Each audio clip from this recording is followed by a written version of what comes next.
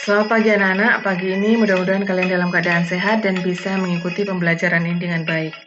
Kita akan memasuki materi baru tentang teks editorial. Mari kita mulai. Pada bab ini kita akan memahami pengertian, ciri-ciri dan sifat teks editorial, informasi dan ragam informasi dalam teks editorial, struktur kebahasaan, dan rancangan untuk membuat teks editorial.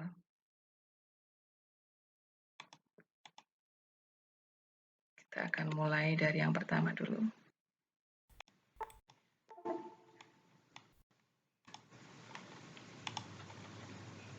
Oke. Pengertian teks editorial.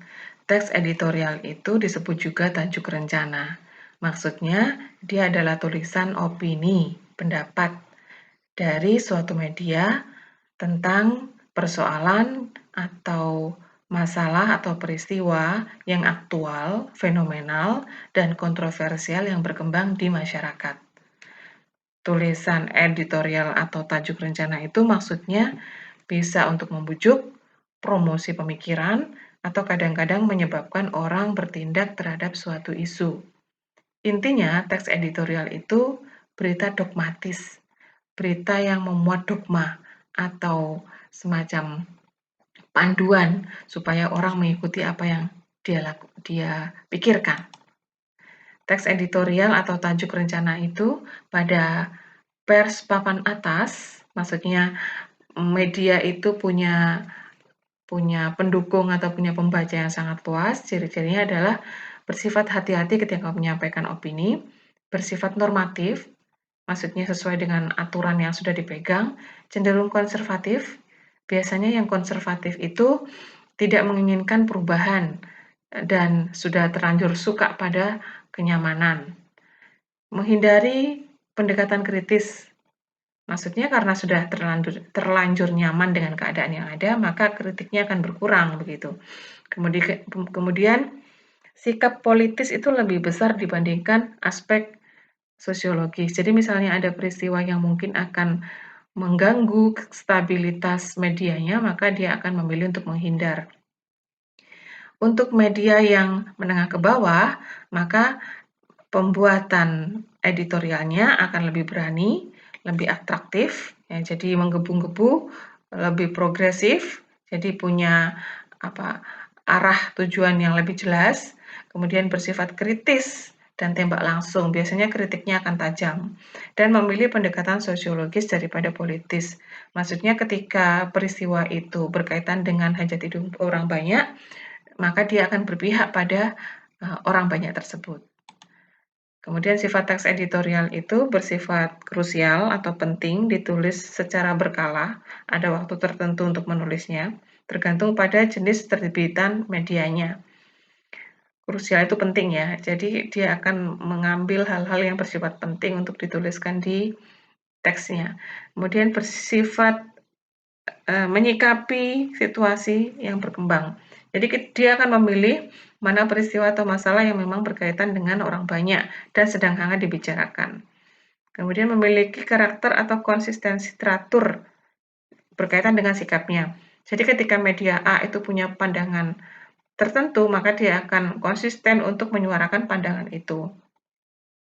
Ya, terkait dengan kebijakan media.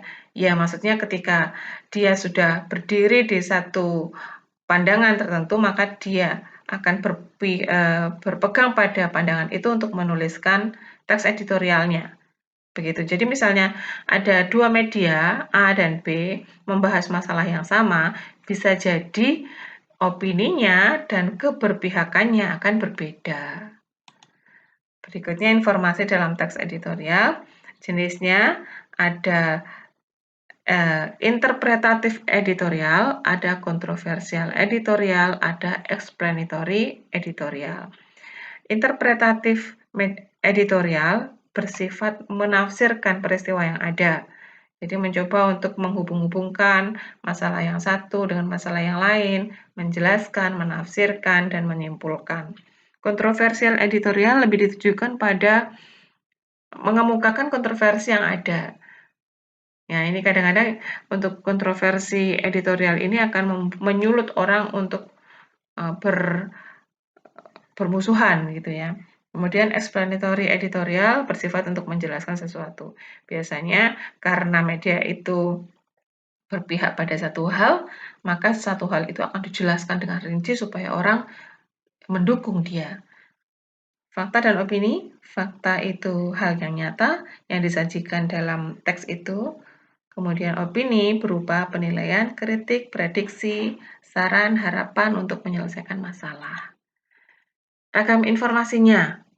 Pada teks editorial, isu aktual dalam media informasi.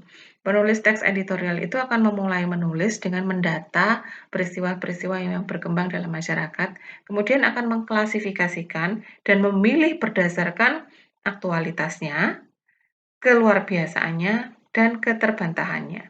Maksudnya, dia akan memilih mana yang paling aktual, mana yang paling fenomenal, mana yang paling kontroversi untuk dibahas. Kemudian pendapat dan argumen dalam teks editorial biasanya berkaitan dengan masalah yang dibicarakan.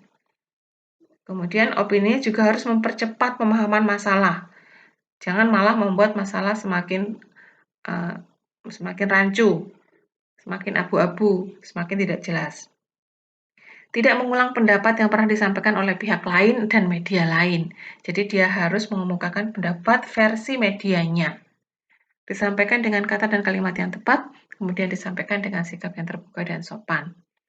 Saran terhadap isu yang ada. Jadi ketika redaksi itu membuat saran dalam teks editorialnya, dia harus menghindari emosi atau prasangka negatif, harus jujur, objektif, logis sarannya, harus data, fakta, ilustrasi itu harus lengkap. Kemudian menyampaikan sarannya secara terperinci dan tidak berbelit-belit. Dan yang terakhir, menghindari saran yang menyinggung urusan pribadi. Struktur teks editorial, di dalamnya diawali penulisannya dengan menyampaikan masalah, kemudian menyatakan opininya, dan mendukung opininya dengan argumentasi, kemudian bagian akhirnya dia harus memberi simpulan terhadap opini yang sudah dia tulis atau dia kemukakan.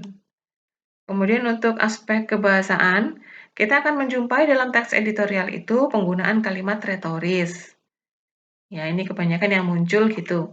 Kalimat retoris itu adalah kalimat yang tanya tak bertanya. Seperti bertanya, tapi sebenarnya nggak membutuhkan jawaban karena memang jawabannya sudah disepakati bersama. Contohnya gini, kita ingin masalah ini selesai bukan? Nah, nggak usah dijawab pertanyaan itu karena semua orang pasti menginginkan permasalahannya selesai dan tidak berlarut-larut. Kemudian menggunakan kata-kata populer, maksudnya kata-kata yang biasa digunakan, bukan kata-kata yang sulit digunakan. Berikutnya adalah menggunakan kata ganti petunjuk, ini, itu, tersebut, dan sebagainya.